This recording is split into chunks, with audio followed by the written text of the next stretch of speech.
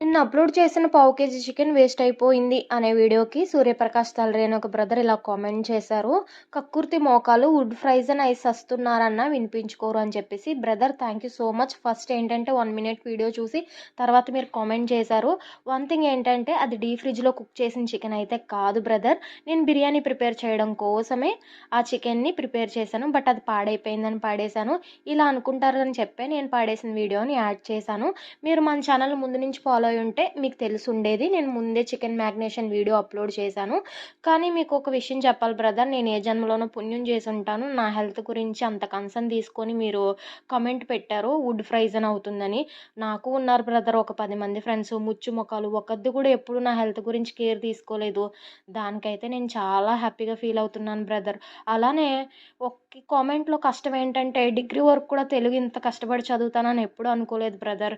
మీ health కూడా జాగ్రత్త brother. Would ఫ్రైజన్ అవ్వకుండా చూసుకోండి. సరేనా? అదే బ్యాడ్ కామెంట్ పెట్టిన చేత్తో సబ్స్క్రైబ్ చేసుకోండి. అలాగే మీ ఫ్రెండ్స్, ఫ్యామిలీకి షేర్ చేసి వాళ్ళ పక్కనే కూర్చొని మన ఛానల్‌ని సబ్స్క్రైబ్ చేయించండి. ఇలాగే ముందుకెళ్ళిపోదాం. కామెంట్స్ పెట్టండి బ్రదర్. Thank you. ఉంటాను.